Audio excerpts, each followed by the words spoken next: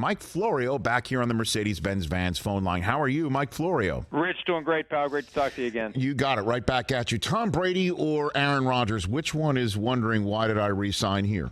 Which one is wondering that? I think we can say both. I think they both have to be asking themselves, what have I done? For different reasons. For Rodgers, look, I think the problem in Green Bay happened late last year when they knew Devontae Adams was about to be a free agent, and they didn't put an offer on the table that he couldn't and wouldn't refuse. They let the process get too close to the end. They gave him too much of an opportunity to decide he wanted to leave and go play for the Raiders, and it was too late to do anything about it. When they signed him to his initial extension at some point late in his fourth NFL season, they did it before he could get a taste of what it would mean to play elsewhere. I think they should have done everything they can to keep him around, because this offense can't function the way it needs to without a presence who commands extra attention, who Rodgers trusts completely. And he hasn't put in the time. Rodgers hasn't put in the time. Tony Dungy told a great story last night on a video that we did after halftime of the Steelers-Dolphins game, and it just shows you what Aaron Rodgers isn't doing to get this new receiving core sufficiently comfortable and to a point where he can trust them. Dungy said that when there was overhaul with the Colts receiver room, the year that they made Anthony Gonzalez a first-round draft pick, Peyton Manning got in his car and drove from Indianapolis to Columbus every weekend to throw with Anthony Gonzalez. I mean, Rodgers didn't show up for the off-season program other than the mandatory minicamp. He didn't gather with his new receivers.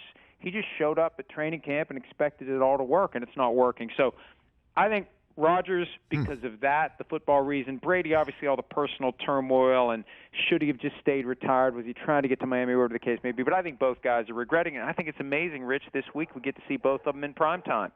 We'll see Brady Thursday night. We'll see Rodgers Sunday night. We'll really get an idea of whether and to what extent they've fallen off. Well, I mean, Brady's at home against the Ravens, and Rodgers is in Western New York against the Bills coming off a bye week. And even he said after yesterday's game that they, you know, he kind of used the answer when he was asked, can you guys go on a run? Do you still have the team that can go on a run?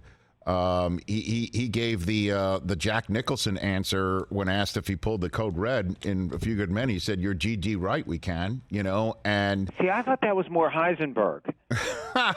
It could have been that. I don't know why I went Colonel Jessup. I went straight to Heisenberg. There's that GIF of when he was asked, "Are you Heisenberg?" Yeah, you're GD right. Yeah, that's right. So is he Heisenberg? Is the question? You know, I mean, well, he is selling ayahuasca in Albuquerque, so you know. Oh my gosh, you know, but but at least Brady has a piece of the division. You know, Brady has a piece of the division. I'm wondering if Gronk is even sitting here right now saying, I don't. You know, I might have taken the call, but if they've dropped to 3-5, and then after that game, if they lose, Tampa has a home date with the Rams before I get a chance to call their game in Germany with the rest of my NFL Network crew against Seattle. This is, I mean, but I look at the rest of the division, I don't see who can win games to overtake them. I just don't see it. That's the reality. All of the teams are under 500 right now. Mm-hmm. The Panthers, if they beat the Falcons this weekend, will be 3-0 in the division, 0-5 out of the division. This is like the NFC East of a couple of years ago, where they all sink to the bottom, and somebody's going to win it, and somebody's going to host a playoff game. And, you know, the thing about both Rodgers and Brady, number one, they're not done. There's a long way to go. And at some point, they can figure it out between now and the end of the regular season. And also, they can be very dangerous if they get into the playoffs and have to go on the road. The Bucs did that 2 years ago when they won the Super Bowl. They went on the road 3 times, won 3 games, and off they went. Now, again, they may win the division, so they wouldn't have to go on the road all 3 times. And the one time Aaron Rodgers won a Super Bowl, Rich, 2010, on the road, all 3 games, and then won the Super Bowl. I think, and Sims and I have been talking about this on PFT Live, Chris Sims, not Phil. I've been thinking that the Packers, when they're the 1 seed, they seize up in one of those playoff games. They got too much to lose. The expectations are too high. You go into the playoffs skinnier teeth, 7 seed, 6 seed, different vibe.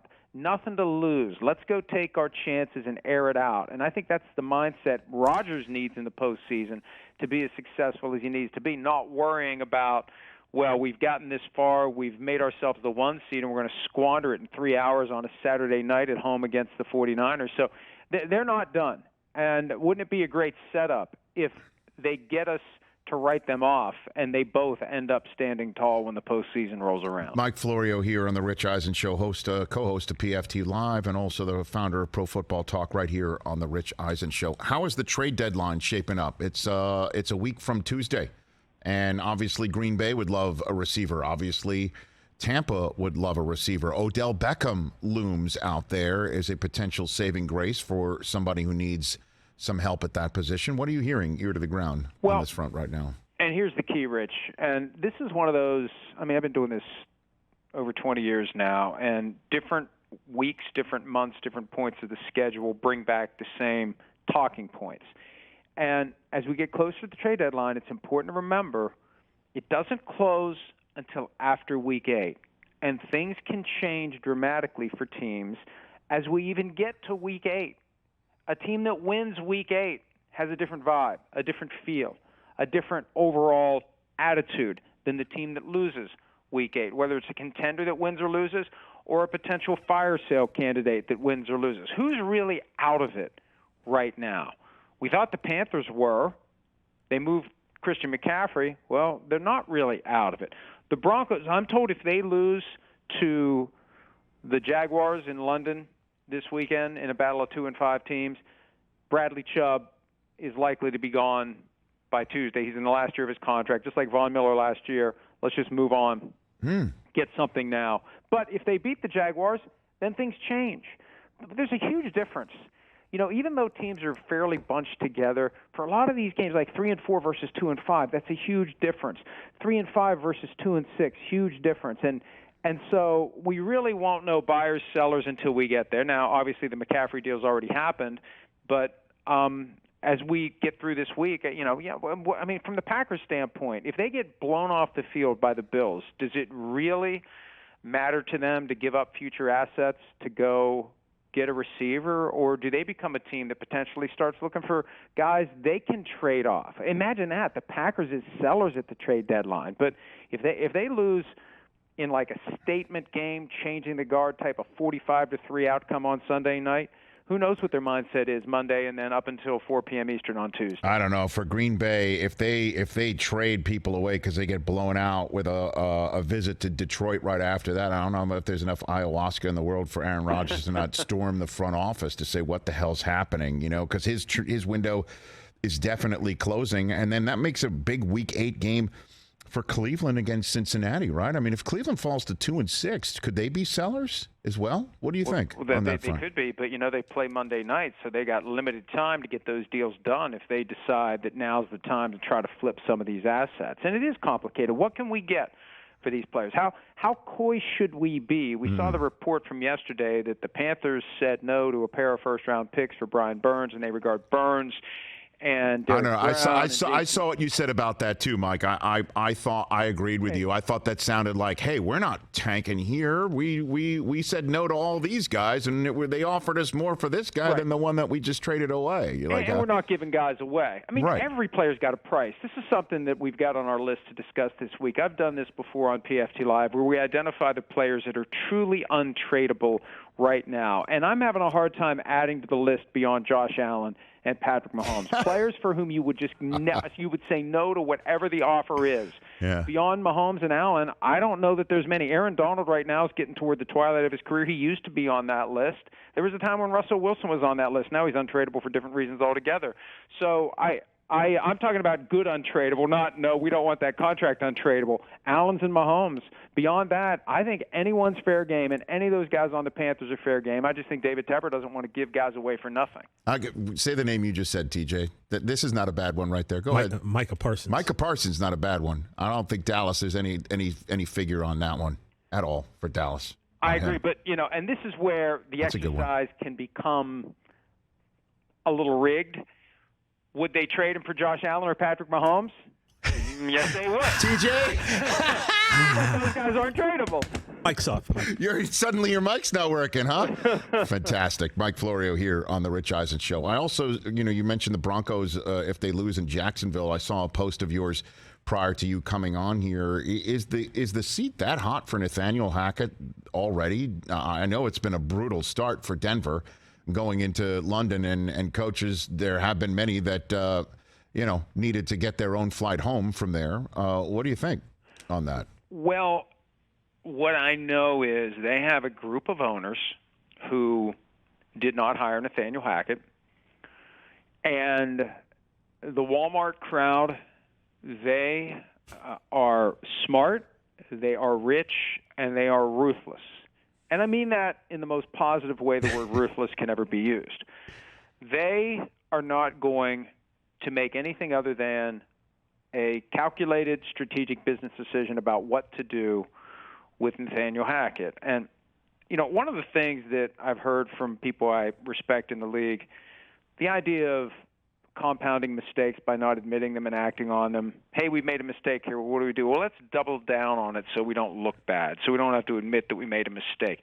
The smartest and the most properly functioning football teams will, the moment they acknowledge making a mistake, set about the process of rectifying it. And I think if they would lose to the Jaguars on Sunday, they really have to ask themselves, is Nathaniel Hackett a guy that can develop into a great head coach, or have we seen enough to know that he's the latest in, and I've got a chapter in Playmakers that gets into this. It's basically the Peter Principle, and that started as satire in the late 60s. The concept is we all rise to the level of our own incompetence, and you keep getting promoted and promoted until you get into a job you don't get promoted out of because you're not any good at it. And we've seen Brad Childress, we've seen Norv Turner, we've seen Wade Phillips. I mean, Turner and Phillips over and over again do so well as coordinators, they become coaches, and then they lose that job.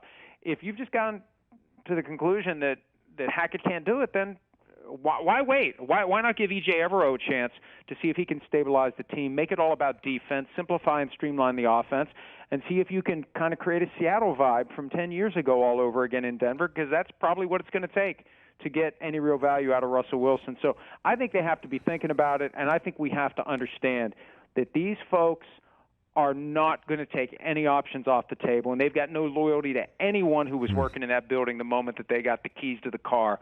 And we've already seen enough. I mean, he seems overmatched, and the customers, the paying customers, would love it if new ownership would make that move. So I'm paying very careful attention to that game next Sunday morning. And then, of course, last one for you. Sean Payton looms over everything when it comes to anybody who's looking for a coach. Our friend and colleague Jay Glazer, who is really the Sean Payton whisperer, went on Fox Sports Radio this week and essentially said the words to Carolina, hey, Carolina fans, he's not going to be your next head coach. So he would obviously know that. What is Sean Payton's gambit? What do you think his game is here? Like, what do you think he's looking at in your estimation? I think it would be attractive to the Panthers if they had the first overall pick and they didn't have to give up a lot to the Saints to get him. I just can't imagine the Saints letting him go. Right. I think Sean Payton's going to want to go, and we've seen enough leaks about this. You want to go to a place where you have a great quarterback or an immediate path to a great quarterback where you have real control, and he's going to want $20, $25 million a year. Wow. The Chargers make it, and he deserves every penny of it. The Chargers make a ton of sense. Would Dean Spanos pay him what he wants? And here's the real question.